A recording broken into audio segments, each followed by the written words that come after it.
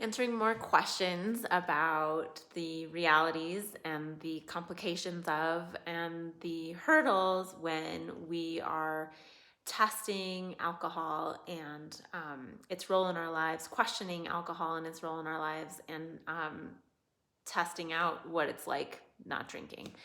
And one of the most common questions that I get around kind of crafting a life without alcohol is navigating friendships. So friendships for many of us are some of the richest, most important parts of life. And as people who are drinkers, who drink a lot of alcohol, it just so happens that many of our friendships are centered around drinking. Like that is one main thing, one major thing that you have in common with many of your friends. And clearly it varies. You might have some friendships that are very important to you, and one of the main things you have in common is drinking. That's one of the main things you do together. You may have friendships that are really important to you where you have other interests. And you may have friendships that are, friends and you have a good time, and alcohol is what you did together, and that friendship is not as important. So all of the varying degrees of friendship and closeness and connection, and all of the different ways that alcohol fits into those, it's not one size fits all in any way. And so what becomes really hard is, and one thing that keeps us from giving up drinking when we want to, and what keeps us going, is this kind of codependency upon making your friends comfortable because you drink. And I know that was true for me. I didn't want to make people uncomfortable with the fact that I didn't drink. And it was kind of twofold. It was in my my individual relationships, friendships with single people, and also as couples. So my husband hasn't drank alcohol for a really long time. And so I felt like, especially when we were in circumstances where we were making maybe new friends, this is a complicated subject anyway, and then you add taking alcohol out of it and it becomes more complicated. So if we were making new friends, which is already kind of challenging, I felt like, will people want to hang out with us if we're a non-drinking couple? Like, one of us drinks, the other, it kind of made it easy for him because I drank, I always imbibed.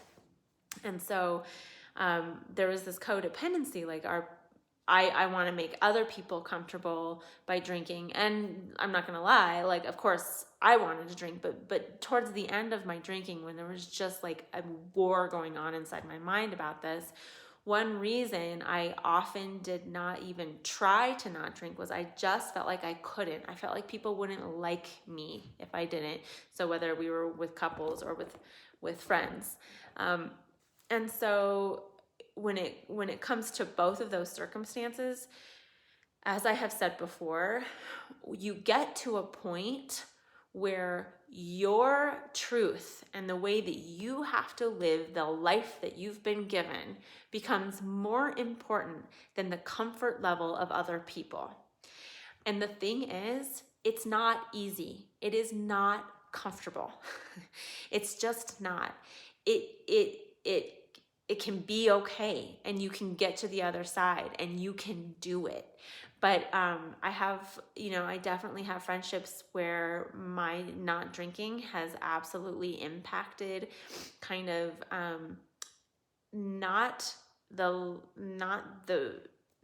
future of the friendship. With some of my friendships, we've been friends for too long for something like this to end it by any means. But kind of the nature of our time together. And it was hard, and it takes adjusting on everyone's part. And it takes a lot of just kind of hard and fast confidence and decision making within you to make the decision that this is about you. It is not about your friend, and it is not about your friendship. This is about your future. This is about your power. This is about your freedom. And your friendships will survive. It will be hard. And I would advise, whenever possible, and it's not always possible, to have as open and honest and authentic conversations as you can with people, but also to allow there to be an adjustment, for there to be an awkwardness, for there to be kind of a season or more, maybe a few years, where you're redefining what you do together, and you're defining, you're allowing them to get used to you and your friendship without alcohol. And also realize that you're not drinking is inherently shining a light on the substance of alcohol. So you might be shining a light on someone else's drinking and relationship with alcohol with someone who doesn't want a light shined over there. No thanks. And we all know how that feels. So just be willing to accept that it's going to be uncomfortable. And also, your power lies in you making this decision regardless of other people's need for you to drink, for their comfort, or for you to fit in with them. So it may be that you will find yourself in circumstances where it doesn't work anymore, where they don't want you around if you're not drinking. And if it's important, if your diamond, as I've referred in other videos, if that is important enough to you, you're willing to give it up. But in many, many cases, the friendship, the circumstances can be enhanced, at least for you. Your not drinking can make the friendship that much more enjoyable and beautiful for you. Do not have expectations that your friendships are going to fall apart or that it's going to suck. I am simply saying that it is uncomfortable, and be okay with it.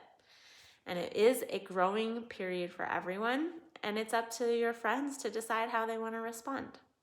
I hope this helps.